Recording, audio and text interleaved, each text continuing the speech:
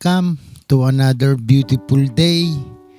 Ang pag-aaralan naman natin ay ang walang limitasyong kapangyarihan at ang lihim na kaalaman. Ang walang limitasyong kapangyarihan at ang epekto nito sa atin, ang sagradong aklat na ito ay magdadala sa atin ng ilang mga bago at natatanging pagkakakilanlan ng kapangyarihan na maaaring makatulong sa atin na ilipat ang ating buhay sa susunod na antas. Suriin natin ng ilan sa mga batayan dahil ang pag-uulit ay ang ina ng kasanayan. Magamit ng sagradong aklat na ito bilang isang instrumento upang palitawin ang ating sarili at makita mga sagot na nakatago sa ating kalooban.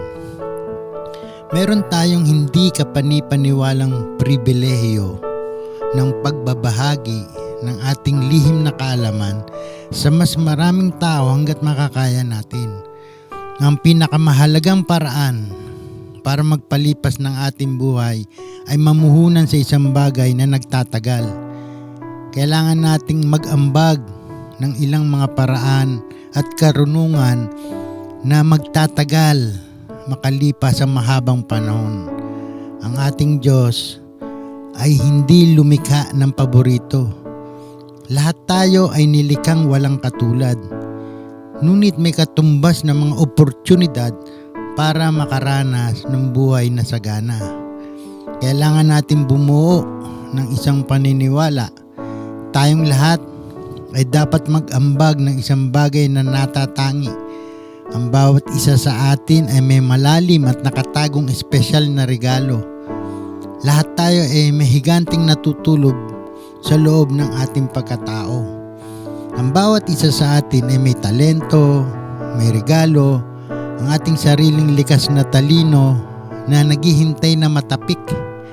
Maaring isang talento para sa sining o musika, maaring isang espesyal na paraang may kaugnayan sa mahal mo sa buhay, maaring isang likas na kakayanan para sa pagbebenta o pagtuklas ng bagong produkto o makipag-ugnayan sa iyong negosyo o sa iyong karera. Meron tayong hindi kapani-paniwalang pribilehiyo ng pagbabahagi ng ating lihim na kaalaman, mga ideya at mga damdamin sa mas maraming tao hanggat makakaya natin. Ngayon ay meron tayong mga natatangi at mabuting kapalaran ng pagbabahagi ng pinakamahusay na kaalaman galing sa sagradong aklat na ito. Sa pamamagitan ng lahat ng ito, tayo ay magpatuloy upang makilala ang individual na kapangyarihan na kailangan baguhin ang halos anumang bagay at lahat ng bagay sa ating mga buhay. Matutunan natin na may mapagkukunan tayo ng ating kinakailangan upang matupad ang ating mga pangarap na nasa loob ng ating pagkatao at wala na ang paghihintay para sa mga araw ng pagpapasya upang gisingin at kunin ang nararapat para sa atin. Isinulat ang sagradong aklat na ito para sa isang kadahilanan, upang maging instrumento ng pagising na naghahamon sa mga taong nagpasyang mamuhay ng masagana at maayos, lalong gumagamit sa kapangyarihang ibinigay sa kanila ng Diyos. May mga idea at mga diskarte sa sagradong aklat na ito na tutulong sa iyo upang makabuo ng espesipiko na susukat at pangmatagalang pagbabago sa iyong sarili at sa iba. Ang iyong pagnanais na palawakin ang iyong kaalaman at kapangyarihan ay nagdala sa iyo upang basahin at makinig sa sagradong aklat na ito. Ito ang hindi nakikitang kamay na gumagabay sa iyo. Ano man ang kasalukuyang kalagayan mo sa buhay, gusto mo pang mapaunlad at mapalawak ito. Hindi mahalaga kung gaano kaasenso o kahusay. Sa loob ng iyong pagkatao nakahimlay ang isang paniniwala na mapapalawak mo pa ang iyong karanasan sa buhay at magiging mas mataas pa ito higit sa kasalukuyang kalagayan. Ikaw ay nakadestino para sa iyong sariling natatanging anyo ng kadakilaan. Ito man ay bilang isang katangi-tanging profesional, guro, negosyante, ina o ama. Ang pinakamahalaga, hindi ka lamang naniniwala rito, ngunit ikaw ay nagsasagawa ng pagkilos. Nagbabasa ka, nakikinig sa sagradong aklat na ito upang mapaganda pa ang iyong buhay. At yun din ang aming idinadalangin. Ito ay isang higanting libro na maaari mong gamitin upang makabuo ng higanting mga resulta sa iyong buhay. Sa pamamagitan ng tuloy-tuloy na pakinabang sa pagbabasa ng bawat kabanata sa aklat na ito, matitiyak na iyong kakayahan ay maitataas sa malawak na potensyal. Dito sa Ecclesiastico 11, payo ng Biblia, na itataas ng maralita ang kanyang noo kung siya'y marunong, at ibibilang siya sa hanay ng mga dakila. May taong trabaho ng trabaho at lagi nang humahagos, patuloy ang kayod, ngunit lalo lamang naghihikaos. Meron namang bahagya ng makagulapay, babagal-bagal, mahina, walang kaya, at sadsad sa hirap, ngunit nang lingapin siya ng Panginoon, naging matiwasay ang kanyang buhay. Nakabangon siya at nag-ani ng tagumpay, at namangha ang lahat sa nangyari sa kanya. Paano ba makakalika ng nagtatagal na pagbabago? Para maging tunay na mahalaga ang isang pagbabago, dapat itong maging pangmatagalan at hindi pa bago-bago. Sa Santiago 1, ito yung payo ng Biblia. Subalit ang humingi ay dapat magtiwala sa Diyos at huwag mag-alinlangan, sapagkat ang nag-aalinlangan ay parang alon sa dagat na itinataboy ng hangin kahit saan. Huwag umasang tatanggap ng anumang mula sa Panginoon ang taong pabago-bago ang isip at di alam kung ano talaga ang nais niya. Kailangan nating hanapin kung ano ang tinuturing nating matatag na prinsipyo na may pangmatagalang pagbabago. Nais naming ibahagi ang 3 baitang ng prinsipyo ng pagbabago na maaari nating gamitin upang agad na mabago ang ating buhay. Habang ang mga prinsipyong ito ay simple, ang mga ito ay lubos na makapangyarihan kapag inilapat ng may kahusayan, kasama na ang mga panalangin at tamang mga orasyon. Ito ang eksakto at parehas na pagbabago na dapat gawin ng isang individual upang makalikha ng personal na pagbabago, na dapat gawin ng isang kumpanya upang mapalaki at mapalakas ang kanyang potensyal, na dapat gawin ng isang bansa upang maiukit niya ang magandang kalagayan sa sandaigdigan. Sa katunayan, bilang isang komunidad sa mundo, ito ang mga pagbabago na dapat gawin ng lahat upang mapanatili ang kalidad ng pamumuhay sa buong mundo. Sa Efeso 4, ang bagong buhay kay Kristo. Sa pangalan ng Panginoon, ito ang sinasabi ko sa inyo. Huwag na kayong mamuhay tulad ng pamumuhay ng walang pananampalataya sa Diyos. Walang kabuluhan ng kanilang iniisip at wala silang pangunawa. Dahil sa kanilang kamangmangan at katigasan ng ulo, wala silang bahagi sa buhay na kaloob ng Diyos. Sila'y naging alipin ng kahalayan at wala silang kahiyang kaunti man lamang. Wala na silang inatubag kundi pawang kalasuan. Hindi ganyan ang natutunan ninyo tungkol kay Kristo. Napakinggan na ninyo ang aral ni Jesus at natutunan na ninyo ang katotohanan ng nasa Kanya. Iwanan na ninyo ang dating pamumuhay. Ubarin na ninyo ang dating pagkatao na napapahamak dahil sa masamang pagnanasa. Magbago na kayo ng diwa at pag-iisip, at ang dapat ninyong isuot ay ang bagong pagkatao na nilikhang kalarawan ng Diyos at nahahayag sa matuwid at banal na pamumuhay ayon sa katotohanan. Dahil dito, takwil na natin ang pagsisinungaling at tayong lahat ay magsabi ng totoo sa isa't isa, sapagkat tayo bahagi ng iisang katawan. Kung magagalit man kayo, iwasan ninyo ang kayo magkasala. Huwag ninyong hayaang lumubog ang araw na galit pa rin kayo. Huwag ninyong bigyan ng pagkakataon ng dyablo. Ang magnanakaw ay huwag na magnakaw. Sa halip maghanap siya ng marangal na ikabubuhay para makatulong sa mga nangangailangan.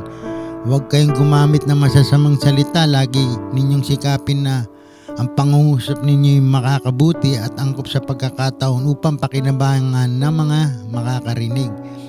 At huwag na ninyong saktan ang kalooban ng Espiritu Santo ng Diyos, sapagkat siya'y tatak ng Diyos sa inyo, ang katibayan na kayo tutubasin pagdating ng takdang araw. Alisin na ninyo ang lahat ng sama ng loob, buot at galit. Huwag na kayong mambubulyaw, manlalait at mananakit ng damdamin ng kapwa. Sa halip maging mabait kayo at maawain. Magpatawad kayo sa isa't isa tulad ng pagpapatawad sa inyo ng Diyos dahil kay Kristo. Ito naman ang mga unang hakbang para maitaas ang iyong pamantayan. Tuwing sumasayo ang pagnanais makagawa ng pagbabago, ang unang bagay na dapat mong gawin ay taasan ang iyong mga pamantayan. Yung standard mo, taasan mo. Ang pinakamahalagang bagay ay baguhin kung ano ang ating hinihiling para sa ating sarili. Dapat nating isulat ang lahat ng mga bagay na hindi katanggap sa ating buhay. Lahat ng mga bagay na hindi na kayang tiisin. Ang lahat ng mga bagay na ating hinahangad at pinapangarap. Sa Roma 12, pamumuhay Kristiyano. Kaya nga mga kapatid, alang-alang sa masaganang habag ng Diyos sa atin, ako'y nakikiusap na ialay ninyo ang inyong sarili bilang isang handog na buhay, banal at kalugod-lugod sa Diyos. Itong karapat dapat na pagsamba ninyo sa Diyos. Huwag kayong makiahon sa takbo ng mundong ito. Mag-iba kayo sa pamamagitan ng pagbabago ng inyong pag-iisip upang maunawaan ninyo ang kalooban ng Diyos, kung ano ang mabuti, kalugod-lugod at ganap na kalooban niya. Dahil sa kagandang loob ng Diyos sa akin, sinasabi ko sa bawat isa sa inyo, huwag ninyong pahalagaan ang inyong sarili ng higit sa nararapat. Sa halip, pakaisipin ninyong mabuti ang tunay ninyong katayuan ayon sa sukat ng pananampalatayang pinagkaloob ng Diyos sa bawat isa sa inyo. At meron tayong orasyon upang mabago ang pag-iisip ng naaayon sa kalooban ng Diyos na nasa kopya ng sagradong aklat na ito. Isipin mo ang malaking epektong kahinatnan ng itadnakdang pagkilos ng mga kalalakihan o kababaihan na nagtataas ng kanilang mga pamantayan at kumilos ng naaayon sa pagpapasyang hindi na nila kayang tiisin ng mga mabababang kalagayan. Kailangan nating ilagay ang maniningning at mga makapangyarihang baitang upang mapataas ang ating mga pamantayan. Ang parehong kapangyarihan na meron sa bawat isa. Kung meron man tayong lakas ng loob, ang kinin ito. Ang pagbabago sa isang organisasyon, sa isang kumpanya, sa isang bansa o sa buong mundo ay nagsisimula sa simpleng hakbang ng pagbabago sa ating sarili. Sa unang Korinto 9, ginawa ko ang lahat ng ito alang-alang sa magandang balita upang makabahagi ako sa mga pagpapala nito. Alam ninyong ang mga kalahok sa paligsahan ay tumatakbong lahat, ngunit isa lamang ang nagkakamit ng gantimpala. Kaya pagbutihin ninyo ang pagtakbo upang kamtan ninyo ang gantimpala. Lahat ng manlalarong nagsasanay ay may disiplina sa lahat ng bagay upang magkamit ng isang gantimpalang panandalian lamang. Ngunit ang gantimpalang hinahangad natin ay panghabang panahon. Hindi ako tumatakbo ng walang patutunguhan at hindi ako sumusuntok sa hangin. Subalit sinasanay ko at sinusupil ang aking katawan upang sa gayoy hindi ako maalis sa paligsahan pagkatapos kong mangaral sa iba. Ngayon ang ikalawang hakbang naman, baguhin ang iyong nalilimitahang paniniwala. Kung tinataasan mo ang iyong pamantayan, ngunit hindi mo naman pinaniniwalaan na maaari mong matugunan ng mga ito, nakakalikha ka ng pagpapahamak sa iyong sarili. Dahil hindi mo na ito susubukan, mawawalan ka ng tunay na pakiramdam na magbibigay daan sa iyo upang katukin ang pinakamalalim na kapasidad sa loob ng iyong pagkatao. Ang ating paniniwala ay tulad ng hindi tinatanong na kapangyarihan na nagsasabi sa atin kung paano matutupad. Ito ba ay posible? At ano ang imposible? Ano ang maaari natin magawa o hindi magagawa? Sila ang huhugis ng bawat pagkilos, ng bawat pag-iisip, at ng bawat pakiramdam na ating mararanasan. At ang resulta ay ang pagbabago ng ating pinaniniwalaang sistema na siyang pinakagitna sa pagsasagawa ng totoo at pangmatagalang pagbabago sa ating buhay. Dito naman sa Filipos 4, ang lahat na ito'y magagawa ko dahil sa lakas na kaloob sa akin ni Kristo. Kailangan natin bumuo ng isang pakiramdam ng kasiguruhan na kaya natin at matugunan ang mga bagong pamantayan bago natin talagang gawin. Kung hindi mo kukunin ang kontrol sa sistema ng iyong paniniwala, maaari mong taasan ang iyong pamantayan hanggat gusto mo, ngunit mawawalan ka ng paniniwala na itataguyod ang mga ito. Ang pagkakapare-pareho ng ating paniniwala ay magbibigay sa atin ng daan sa lihim na mapagkukunan at magpapagana sa atin upang matugunan ang mga hamon na sana ay nalilihis sa isang hindi nakatuong atensyon. Pinalakas na paniniwala, ang pakiramdam ng kasiguruhan ay ang lakas na nasa likod ng mahusay na tagumpay sa kabuuan ng kasaysayan. Sa ikatlong hakbang, baguhin ang iyong diskarte.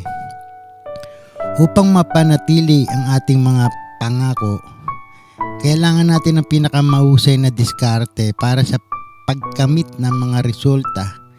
Isa sa ating dapat maging kaibuturang paniniwala ay ang magtakda ng isang mas mataas na pamantayan.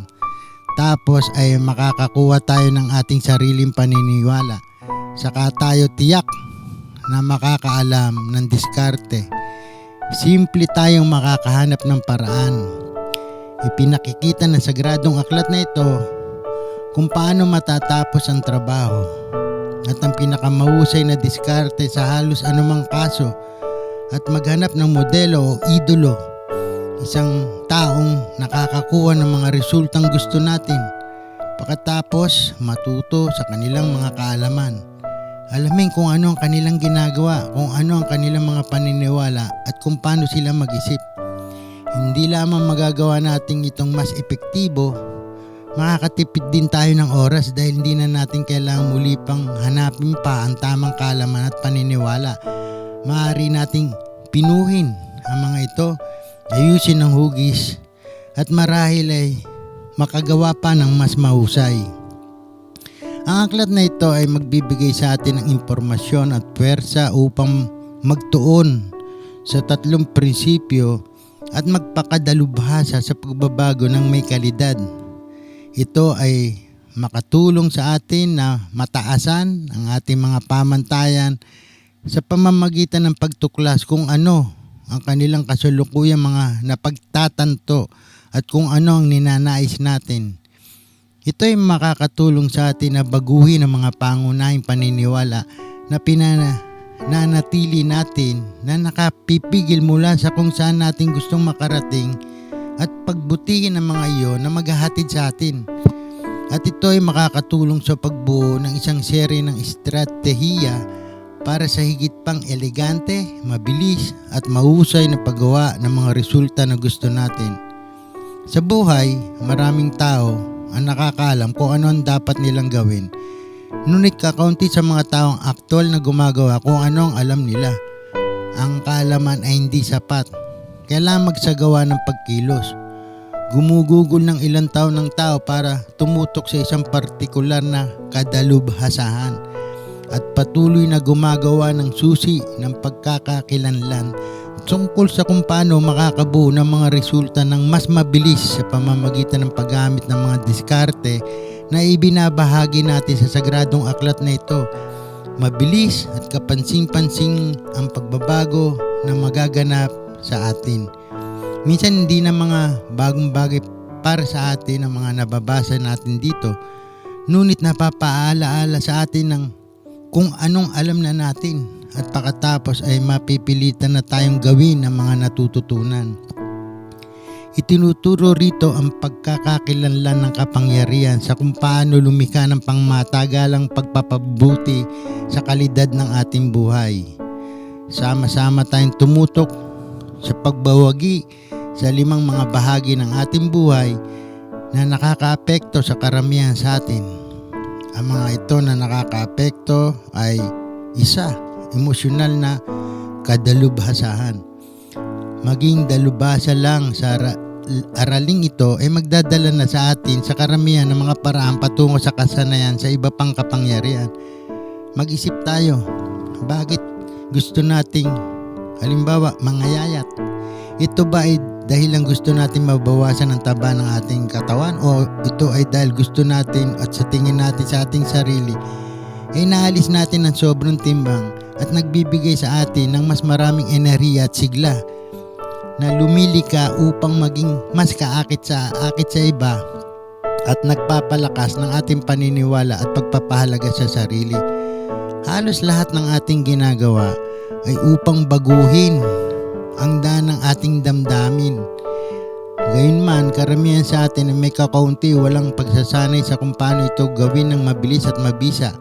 Kahanga-hanga kung gaano kadalas natin ginagamit ang ating katalinuhan upang gumagana sa ating mga sarili sa hindi matalinong emosyonal na estado. Nalilimutan ng tungkol sa maraming mga katutubong talento na tinataglay ng bawat isa sa atin. Marami sa atin ang inaasa ang sarili at nalalagay sa awa ng mga panlabas na kaganapan na kung saan wala tayong kontrol. Nabibigong manguna sa ating mga emosyon kung saan meron tayong mga kontrol at umaasa sa halip sa panandalian at maikling mga pag-aayos. Sa sagradong aklat na ito, matutuklasan natin kung bakit ginagawa ang kung anong ating ginagawa at ang gumagatilyo sa mga emosyon na nararanasan nating madalas. Mabibigyan tayong mga nakaplanong hakbang upang makita natin kung paano makilala kung aling mga emosyon ang magbibigay ng mga kapangyarihan at kung paano gamitin ang parehong mga uri sa ating pinakamahusay na kabutihan upang ang ating mga damdamin ay hindi maging isang hadlang. Sa halip ay mag-iisang makapangyarihang kasangkapang na tutulong sa atin upang makamit ang ating pinakamataas na potensyal. Pangalawa, ang pisikal na kadalubhasahan. Mahalaga bang magkaroon tayo ng lahat ng bagay na ating pinapangarap, ngunit wala sa atin ang pisikal na kalusugan upang magawang tamasahin ng mga ito? Lagi ba tayong nagigising tuwing umaga may masiglang pakiramdam, makapangyarihan, at nakahandang humarap sa bagong araw? O nagigising tayong may pakiramdam ng paghihina at nagagalit, mag-uumpisa uli ng panibagong araw? Makakaapekto ba ang ating kasalukuyang paraan ng pamumuhay upang maging kasama tayo sa isang estatistiko? Isa sa bawat 4 na Pilipino namamatay sa asake sa puso.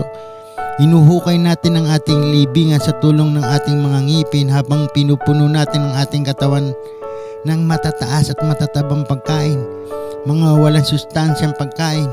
Nilalason natin ang ating sistema ng sigarilyo, alak at droga at sa walang kibong pagkakaupo lagi sa harap ng ating mga internet.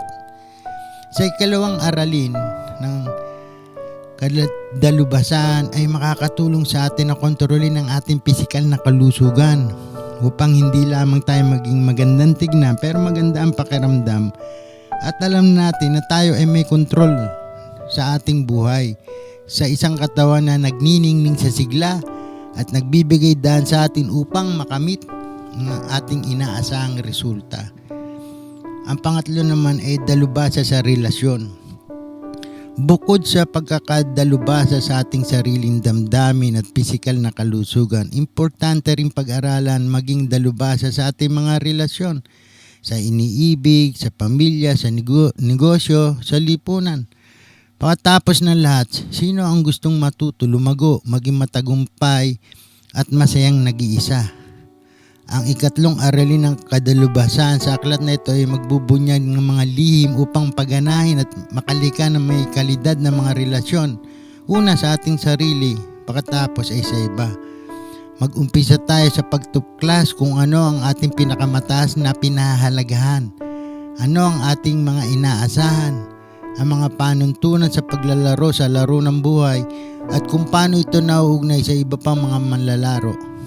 Pagkatapos nating makamit ang mga tagumpay sa mahalagang mga kasanayang ito, matuto tayong kumolekta sa mga tao sa pinakamalalim na antas at magagantimpalaan tayo ng mga bagay na ating ninanais.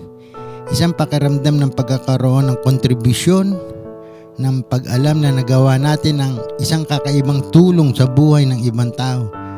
Ang pinakamalaking kayamanan ay ang relasyon sapagkat ito ay bubukas ng mga pinto sa bawat yaman na kailangan natin.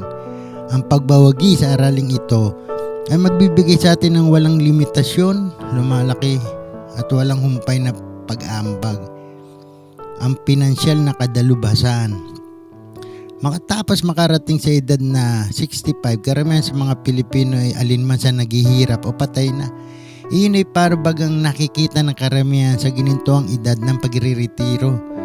Ngunit kung wala tayong paniniwala na dapat sa atin ang kaginawaan sa pananalapi, nakasandal sa matatag na mga plano, paano natin magagawang magkatotoo ang pinapangarap nating realidad? Ay kapat na aralin ng kadalubhasan sa aklat na ito ay nagtuturo sa atin kung paano pumunta lagpas sa ating mga layunin at hindi upang manatili sa mahirap na kalagayan dahil meron tayong mabuting kapalaran nakahanda para sa ating kinabukasan. Lahat tayo ay may kakayahan upang katuparan ng ating mga pangarap. Dito sa 2 Korinto 9, payo to ng Biblia. Ang Diyos na nagbibigay ng binhing itatanim at tinapay na makakain ay siya ring magbibigay sa inyo ng binhi at magpapalago nito upang magbunga ng sagana ang inyong kabutihang loob. Pasasaganahin niya kayo sa lahat ng bagay upang mas marami ang inyong matulungan.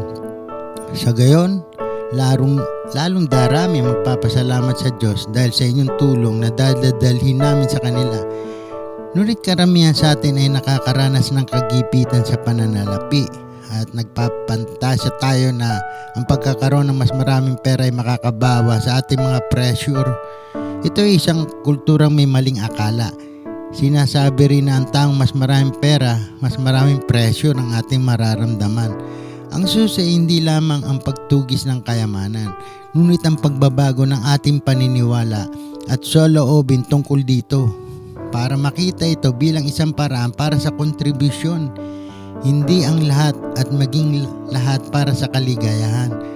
Upang mapanday ang isang tadhana ng pinansyal na kasaganahan, kinakailangan munang malaman kung paano babaguhin ang nagiging sanhi ng kakulungan sa ating buhay at pagkatapos ay kung paano mararanasan ang kaalinsunod na patayan ang mga karakter, paniniwala at damdamin na mahalaga sa pagdanas ng kayamanan at paghawak dito at pagpapalawak ng mga ito.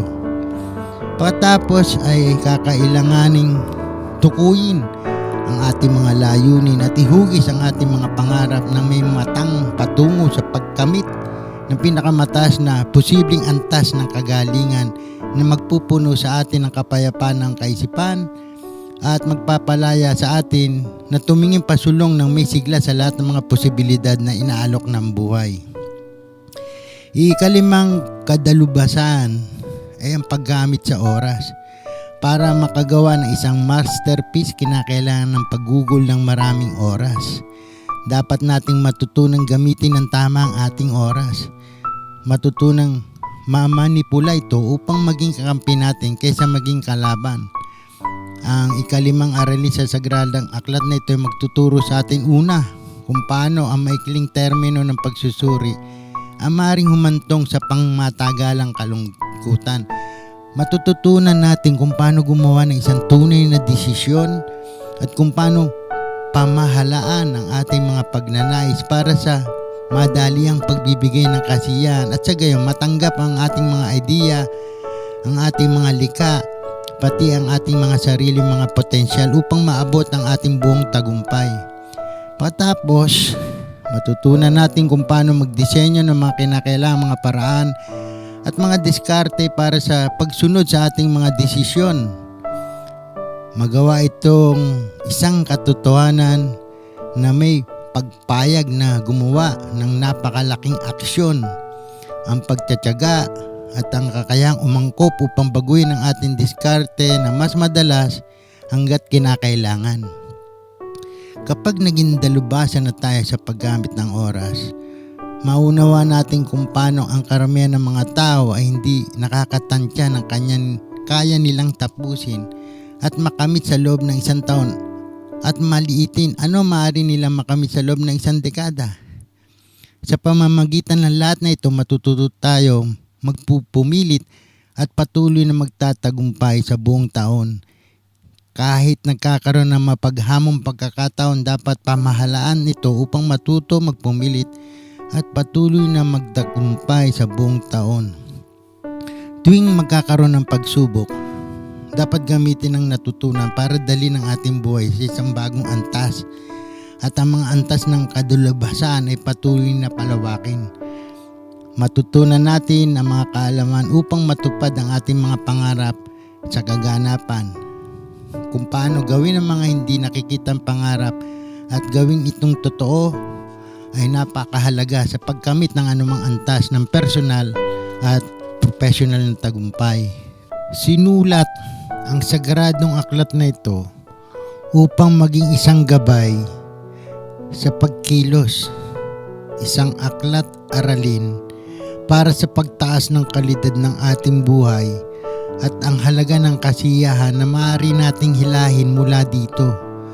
Ang walang limitasyong kapangyarihan at ang epekto nito sa atin. Ang sagradong aklat na ito ay magdadala sa atin ng ilang mga bago at natatanging pagkakakilala ng kapangyarihan na maaaring makatulong sa atin na ilipat ang ating buhay sa susunod na antas. Suriin natin ang ilan sa mga batayan dahil ang pag-uulit ay ang ina ng kasanayang.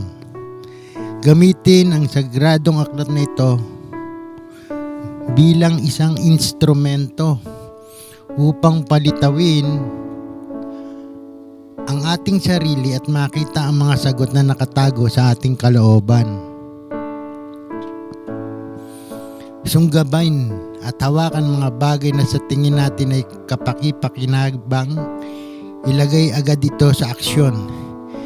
Hindi kailangang ipagtupad ang lahat ng mga estratehiya o gamitin ang lahat ng mga instrumento sa sagradong aklat na ito upang gumawa ng ilang mga malalaking pagbabago.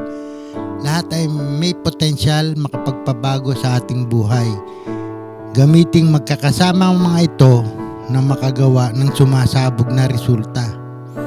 Ang mga sagradong aklat na ito ay puno ng mga diskarte para sa pagkamit ng tagumpay na ating gusto. May maayos na mga prinsipyo ng pinakamakapangyarihang at kawili-wili mga sikretong kaalaman sa ating mga kultura.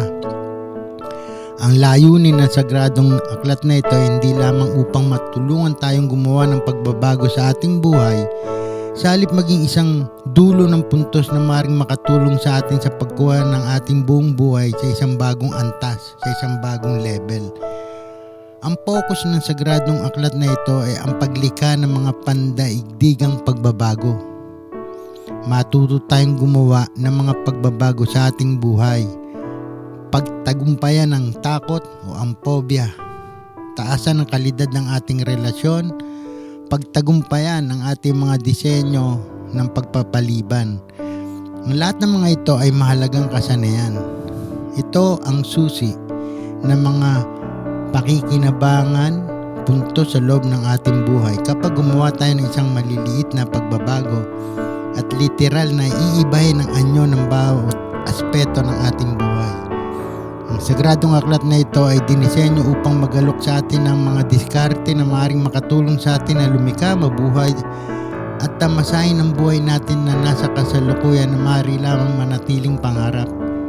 Sa sagradong aklat na ito ay mapapag-aralan natin ang isang serye ng mga simple at tiyak na diskarte para sa pagtugon sa mga sanhi ng anumang mga hamon at baguhin ito ng may hindi mahirap na pagsisikap.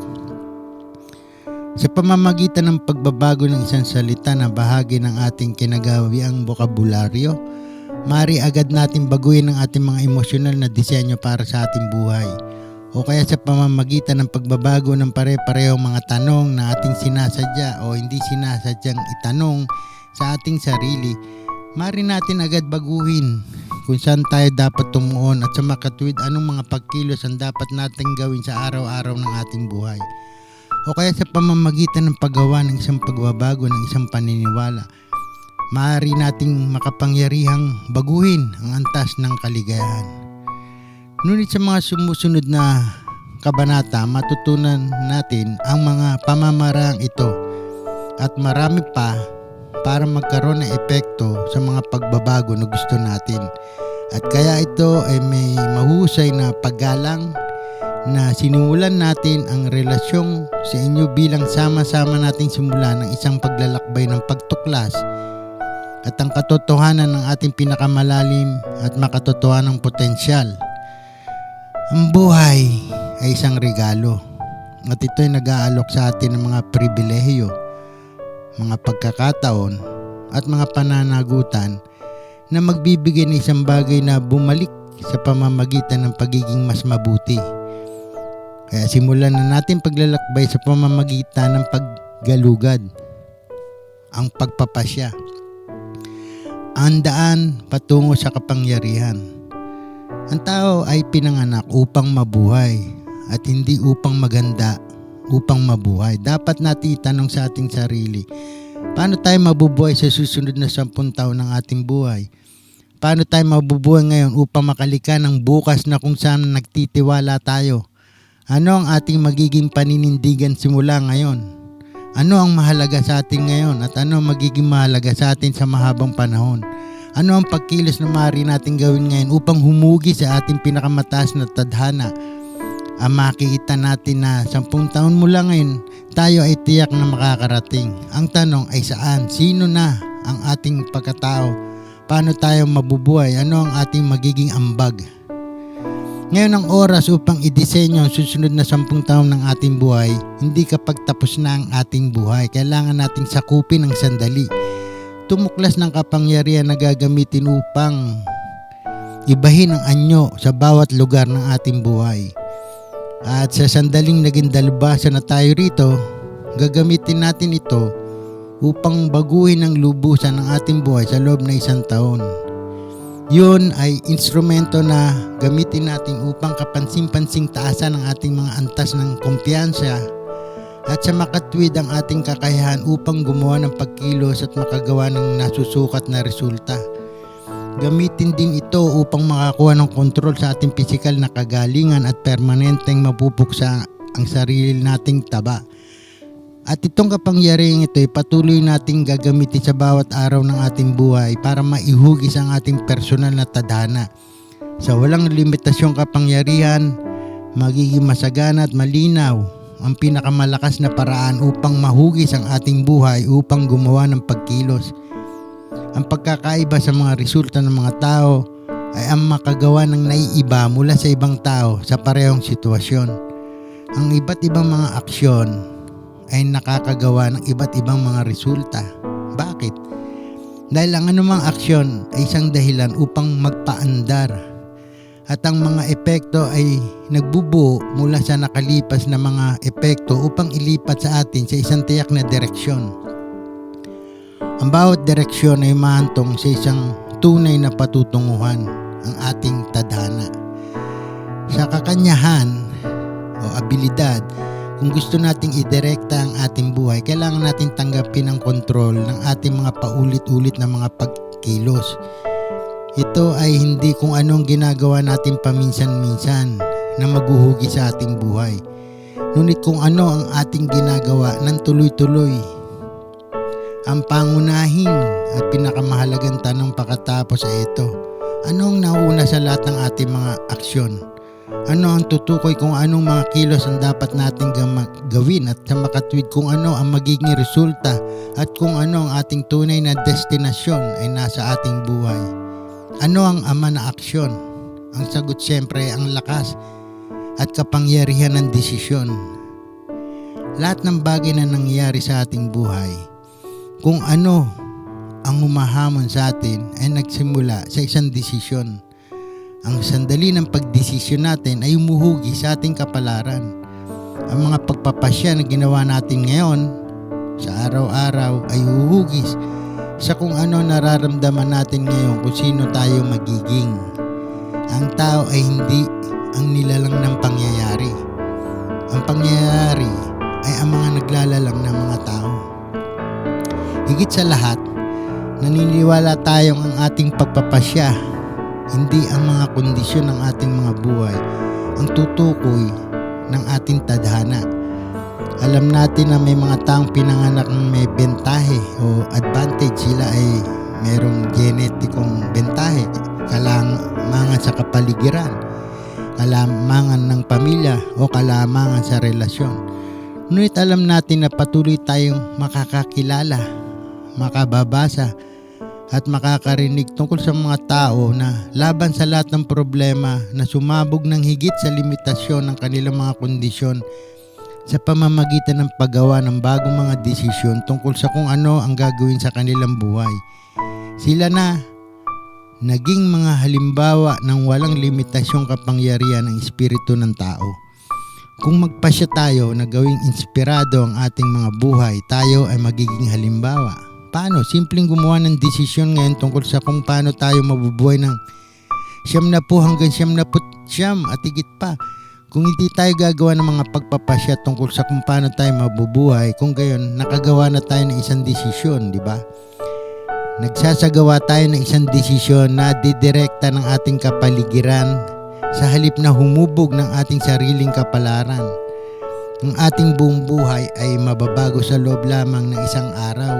Sa araw na tukuyin natin, hindi lamang kung ano ang ating ninanais sa ating buhay o kung ano ang nais nating maging, ngunit kapag tayo ay nagpasya na at kung saan tayo nakatuon para makuha at ano tayo magiging sa ating buhay. Yun ay isang simpleng pagtatangi, ngunit isang critical na bagay. Mag-isip sandali. Meron bang pagkakaiba sa pagitan ng pagiging interesado sa isang bagay at ang pagtuon dito? Natural, meron. Hindi lamang dapat tayong magpasya kung ano ang mga resulta na ating ipinangako, kundi pati na rin ang uri ng tao na tayo ay nakatuna maging. Dapat nating itakda ang mga pamantayan para sa kung ano ang isasaalang-alang natin na magiging katanggap-tanggap na pag-uugali para sa ating sarili. At magpasya kung ano ang dapat nating asahan mula sa mga mahalaga sa atin. Kung hindi tayo magtatakda ng isang linya ng pamantayan para sa kung ano ang tatanggapin natin sa ating buhay, makikita natin na madali tayong magkamali sa pag-uugali, sa saloobin, o sa kalidad ng buhay na malayo sa kung ano ang karapat-dapat sa atin. Kailangan natin magtakda at mabuhay sa pamamagitan ng pamantayan ng kahit na ano nangyayari sa ating buhay. Kahit na ang lahat ng ito ay maging mali, kahit na umuulad sa iyong parada, kahit na ang mga bumabaksak ang ekonomiya, kahit na ang ating negosyo ay malugi, kahit na walang nagbibigay sa atin ng suporta na kailangan natin, tayo pa rin ang dapat manatiling nakatuon sa ating desisyon na mabuhay ang ating buhay sa pinakamataas na antas. Sa kasamaang palad, karamihan sa mga tao ay hindi ginagawa ito dahil sila ay masyadong abala sa paggawa ng dahilan. Ang dahilan kung bakit hindi nila nakuha ang kanilang mga layunin o dahil hindi nila ibinubuhay ang gusto nila ay dahil sa paraan ng kanilang mga magulang sa pagtuturing sa kanila o dahil sa kakulangan ng mga pagkakataon na kanilang naranasan sa kanilang kabataan o dahil sa kakulangan ng edukasyon o dahil sila ay matanda na o dahil sila ay masyadong bata pa. Ang lahat ng pagdadahilan ay walang iba kundi ang sistema ng paniniwala. At hindi lamang ito nakakalimita, mga ito ay nakakasira. Ang paggamit ng lakas ng desisyon ay magbibigay sa atin ng kakayahan upang malagpasan ang anuman dahilan upang baguhin ang anuman sa bawat sandali ng ating buhay sa isang saglit lamang. Maaring mabago ang ating mga relasyon, ang ating lugar ng trabaho, ang ating mga antas ng pisikal na kalusugan, ang ating mga kinikita, at ang ating emosyonal na estado. Maaari itong matukoy kung tayo ay masaya o malungkot, kung tayo ay bigo o nasasabik, alipin ng pagkakataon o pagpapahayag ng ating kalayaan. Maaari tayong magpasya upang gumawa ng mga bagong bagay ngayon. Ngayon, maaari tayong gumawa ng isang desisyon upang bumalik sa paaralan para maging eksperto sa isang sining, upang kontrolin ang ating mga pananalapi, upang malaman paano magmaneho, upang gawin ang ating katawan bilang inspirasyon, upang simulan ng meditasyon, upang matutong magsalita ng ibang salita, upang magbasa ng higit pa sa ating mga anak, upang gumastos ng maraming oras sa hardin o upang manirahan sa isang isla. Kung tunay na magpasya upang maaari natin gawin ang halos anumang bagay, kaya. Kung hindi natin gusto ang ating kasalukuyan trabaho, baguhin ito. Hindi natin gusto ang paraan sa tingin natin tungkol sa ating sarili, baguhin ito. Kung ito ay isang mataas na antas ng pisikal na kalakasan at kalusugan na gusto natin, maaari natin baguhin ito ngayon. Sa isang sandali, maaari natin maagaw ang parehong kapangyarihan na humuhugi sa kasaysayan. Nakasulat sa sagradong aklat na ito upang hamunin tayo, upang gisingin ang higanting kapangyarihan ng desisyon at upang kunin ang mga karapatan sa walang limitasyong kapangyarihan. Nagliliwanag na kalakasan at masayang simbolo ng ating damdamin. Dapat nating malaman na maaari tayong gumawa ng mga bagong desisyon ngayon na agad na magpapabago sa ating buhay. Isang desisyon tungkol sa isang ugaling babaguhin o isang kasanayan na kinakailangan nating maging eksperto, at kung paano natin tinatrato ang mga tao o ang tawagan ang isang taong hindi mo nakakausap ng ilang taon. Siguro may isang tao na dapat tayong makontak para tumaas tayo sa ating karera sa susunod na antas. Siguro maaari tayong gumawa ng isang desisyon sa ngayon upang tamasahin at linangin pinakapositibong damdamin na karapat-dapat na maranasan sa pang-araw-araw. Posible, maaari natin piliin ng mas kagalakan o mas kasiyahan o mas kumpiyansa o mas kapayapaan ng kaisipan natin. Gamitin ang kapangyarihan na meron tayo na namamalagi sa loob ng ating pagkatao. Gawin ang mga desisyon ngayon na maaring magpadala sa atin sa isang bago, positibo at mahusay na direksyon para sa paglago at kaligayahan. Walang bagay ang maring lumaban sa kalooban ng tao na tumaya kahit na ng kanyang buhay sa kanyang nakasaad na layunin. Ang ating buhay ay nagbabago sa sandaling gumawa tayo ng isang bago, kapareho at nakatong desisyon. Ang desisyon ay kumikilos bilang parehong pinagmulan ng problema at nang hindi ka panipaniwalang kasiyahan at pagkakataon. Ito ang lakas na kumikislap sa proseso ng pagbukas sa hindi nakikita sa nakikita. Ang tunay na desisyon ay ang catalyst para sa pagbubukas ng ating mga pangarap sa katotohanan.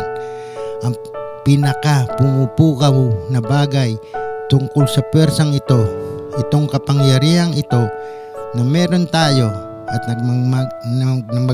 ng may-ari nito, ang dinamitang pwersa ng desisyon ay hindi isang bagay na nakareserba para sa piniling iilan na may tamang mga credential o pera o pamilya.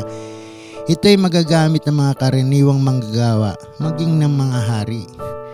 Ito ang magagamit natin ngayon habang hawak natin ang sagradong aklat na ito sa ating mga kamay. Sa susunod na sandali, maaari natin gamitin ang makapangyarihang pwersa ng naghihintay at namamalagi sa loob natin kung mag-iipon tayo ng lakas na loob upang anihin ito. Ngayon ba ang araw na magpapasya tayo para gawin ang buhay natin kasang-ayon sa kalidad ng ating espiritu?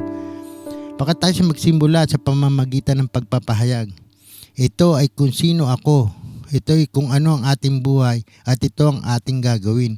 Walang makakapigil sa atin sa pagkamit ng ating tadhana. Hindi tayo tatanggihan.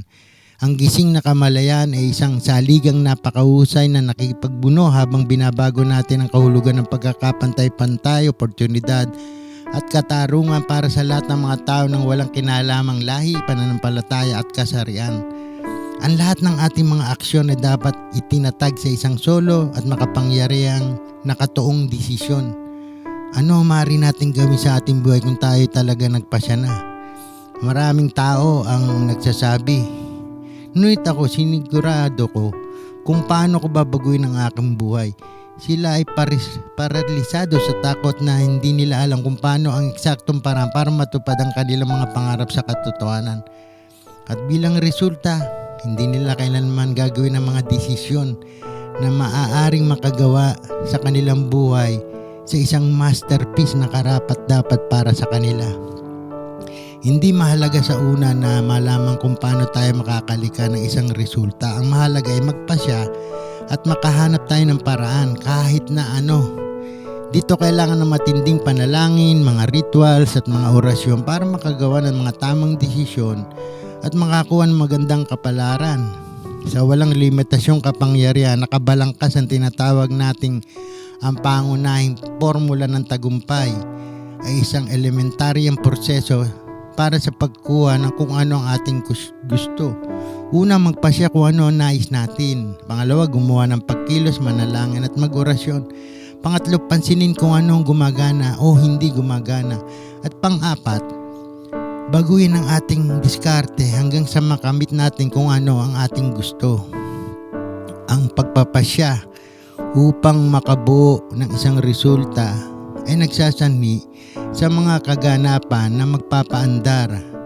Kung tayo lamang ay magpasya kung ano ang ating gusto, gumawa ng sariling pagkilos, matuto sa mga ito at baguhin ang ating diskarte. Pagkatapos tayo makakalika ng momentum upang makamit ang mga resulta. Sa lalong madaling panahon na nangako tayo para gawin ang isang bagay, ang sagot sa paano ay mabubunyag. Ukol sa lahat ng mga gawa ng inisyatiba at paglika, merong isang elementaryang katotohanan na sa sandali na tayo ay nangako at magpasya sa ating sarili sa makatwid ang kalooban ng Diyos ang gagalaw. Kung sa paggawa ng desisyon ay simple at makapangyarihan, bakit hindi ginagawa ng maraming tao? Ang isa sa mga pinakasimpleng dahilan ay ang karamihan sa atin ay hindi makakilala kung ano ito. Kahit na ito ay nangangahulugan na gumawa na tayo ng isang tunay na desisyon, hindi natin napagtanto ang lakas ng pagbabago na may kapareho nakatuong desisyong lumilikha. Bahagi ng problema ay ang karamihan sa atin ay ginagamit ang salitang desisyon upang ilarawan ang isang bagay tulad ng isang listahan ng panaginip. Sa halip na gumawa ng desisyon, patuloy tayong nagpapahayag ng kagustuhan. Ang paggawa ng isang tunay na desisyon, hindi tulad ng sinasabi lamang. Ang paggawa ng tunay na desisyon ay nangangahulugan na tanggapin ang alok sa pagkamit ng isang resulta. At pagkatapos ay ang pagputol ng ating sarili mula sa anumang iba pang mga posibilidad. Kapag tunay tayong nagpasya, hindi ka na kailanman halimbawa manigarilyong muli. Kung nagpasya ka na, ito'y tapos na, hindi mo na isalang-alang ang posibilidad ng paninibarilyo. O kung nagpasya ka, hindi ka nakakain ng taba o mantika, ito'y tapos na, hindi mo na isasalang-alang ang posibilidad na kakainin pa yung tinapos mo na. Yan ang lakas ng desisyon sa ganitong paraan. Isang lasinggero, isang matakaw ay nakakalam na kahit na matapos ang ilang taon ng ganap na pagtitimpi sa pag-inom ng alak o sa pagkain ng masasamang pagkain, kung lulukoy niya ang kanyang sarili sa pag-iisip na maaari siyang uminom ng alak kahit isang beses lang o kumain kahit isang beses lang ng bawal, kailangang umpisahan niya uli ang pag-iwas dito. Pagkatapos ng pagsagawa ng desisyong totoo, kahit isang mahirap na desisyon, karamihan sa atin ay nakakaramdam ng isang napakahalagang lunas. Sa wakas, nakawala tayo sa bakod at alam nating lahat kung gaano kahusay ito. Nararamdaman na nagkaroon ng isang malinaw, walang pag-aalinlangan na layunin. Ang ganitong uri ng kalinawan ay magbibigay sa atin ng kapangyarihan. Gamit ang kalinawan, maaari tayong makagawa ng mga resulta na gusto natin talaga para sa ating buhay. Ang hamon para sa karamihan sa atin ay hindi paggawa ng isang desisyon sa tagal na nakalimutan na natin kung anong pakiramdam nito. Ang paraan upang makagawa ng mas mahusay na desisyon ay ang gumawa ng mas maraming desisyon. Pagkatapos ay siguraduhin nating matuto mula sa bawat isa. Kabilang na mga hindi mukhang gumana sa maikling termino, sila ay magbibigay ng mahalagang pagkakaiba upang gumawa ng mas mahusay na pagsusuri at sa makatwid ay ang pagpapasya sa inaharap. Alamin na ang paggawa ng desisyon tulad ng anumang mga kasanayan ay dapat tayong tumuon sa pagpapabuti, mas mahusay, mas madalas na gawin natin ito. Kapag madalas tayong gumagawa ng desisyon, mas makikita natin, mapapagtanto na tayo ang tunay na may kontrol sa ating buhay. Aasahan natin ang hinaharap na hamon at makikita natin ang mga ito bilang isang oportunidad upang gumawa ng bagong pagkakakilanlan at ilipat ang ating buhay sa susunod na antas. Next level na naman tayo ng mga problemang isusolusyon. Hindi natin mabibigyan din ng kapangyarihan at halaga ng pagkakaroon ng kahit isang pagkakaiba. Nag-iisang piraso ng impormasyon na maaring magamit upang baguhin ang kurso ng ating buhay. Ang impormasyon ay makapangyarihan kapag tayo ay kumilos. At isa sa ating pamantayan para sa isang tunay na desisyon ay pagkilos na dadaloy mula dito. Ang kapanapanabik na bagay ay hindi natin kailanman malalaman kung kailan tayo pupunta upang makakuha ng mga ito. Unawain ang kapangyarihan ng solong pagkakaiba. Maaaring maging isang bagay ito na alam na natin. Ngunit sa kung anong kadahilanan ito, ang oras sa wakas pumasok na rin at nasimulan na nating makamit ito at magamit. Tandaan na pag-uulit-ulit ay ang ina ng kasanayan. Ang pagkakaiba ay nagbibigay ng kapangyarihan sa atin upang makagawa ng mas mahusay na mga desisyon at sa makatuwid ay makalika ng mga resulta na gusto natin para sa ating sarili. Ang hindi pagkakaroon ng pagkakaiba ay maaaring maging sanhi ng mga pangunahing kabiguan. Halimbawa, marami sa sikat na tao sa ating kultura ay nakatamo ng kanilang mga pangarap, ngunit hindi pa rin natagpuan ng paraan upang masiyahan ang mga ito. Sila ay madalas lumiliko sa paggamit ng droga dahil sikat na nagdodroga. Dahil sa palagay nila wala pa silang natutupad dahil hindi nila nakita ang pagkakaiba sa pagitan ng pagkamit ng mga layunin at ang buhay na may kahalagahan. Isang bagay na matututunan natin sa mga pahina ng mga sagradong aklat na ito. Isa pang susing elemento na ating susuriin ay ang ating paglalakbay, ang pagtukla sa ating sarili. Minsan ang hindi pagkakaroon ng pagkakaiba ay maaaring magdulot sa atin ng lahat. Ang mga taong matinding nag-ehersisyo ngunit patuloy naman kumakain ng matatabang pagkain na nakakabara sa kanilang mga ugat ay nagtatawag ng atake sa puso.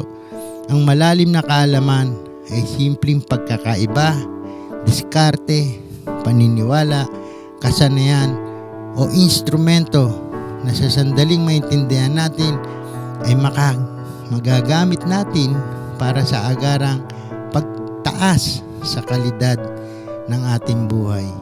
Ito pong muli si Brad Ness. God bless you all. Hope marami kayong natutunan sa araw na ito.